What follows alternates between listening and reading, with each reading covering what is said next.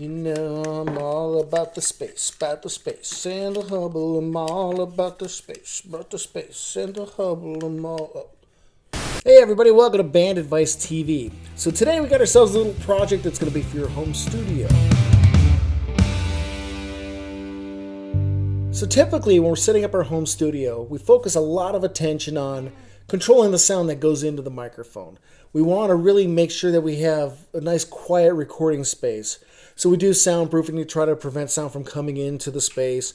We do sound absorption to prevent sound from bouncing around within that space. And it's all, like I said, to kind of control and make sure that you're getting the best quality sound going into the microphone and onto your recording. Now, equally as important to your recording space is your mixing and mastering space. That's the desk that you sit at. You do all your editing and you add your effects and your EQing, get your mix to exactly the way you want it, and then go ahead and master it and send it out to the rest of the world. You know, often our mixing and mastering space is an afterthought. We'll set ourselves up over on a table on the side of the room there. But that can really have some adverse effects to your final product. So without question, it is important to control the sound that's going into the microphone, but equally important is controlling the sound as it comes out of the speaker and what happens to it before it hits your ear. Now, if you're like me and you like a lot of bass, you know what it's like when that cone starts to push air. Those low frequencies can really start to shake and rattle and buzz anything that the speaker's sitting on or leaning against.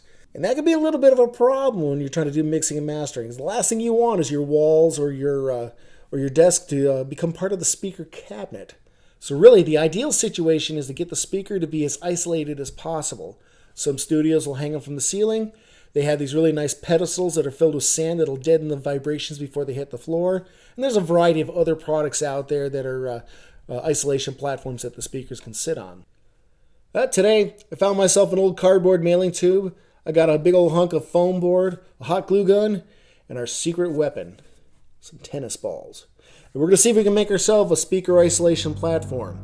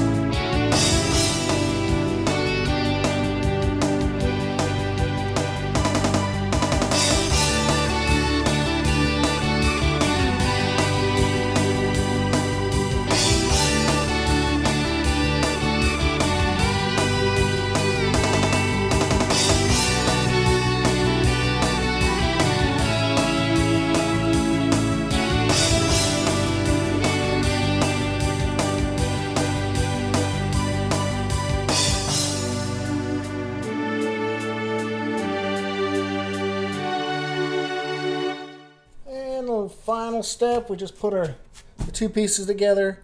I don't see any need to glue the tennis balls in. Alright, here we go. Look at there. Awesome. Looks like we got ourselves a little speaker isolation platform here. Pretty slick. All the weight's being held on these tennis balls. The foam board and cardboard sleeves are just to kind of hold it all together. Nice and sturdy. It's not going to go anywhere. All the vibrations from the speakers will be deadened by the tennis balls before they ever get down to the table that this is sitting on. So, yeah, I mean, it's not the prettiest thing, but, like I always say, it's function, not fashion, right? If you want to spend a little time cleaning it up, maybe get some black foam board, paint it, or whatever you want to do.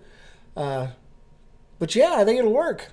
And you know what? If you live in an apartment complex, you could probably do something like this for your speakers that are sitting on the floor so that they don't disturb the people that are below you, too. Anyways, I'm pretty happy with it. So all that's left to do now is we just have to ask ourselves, can you DIY a speaker isolation platform? Well, I think so. So until next time, I'm your host, Mark Allen V, and this has been Band Advice TV.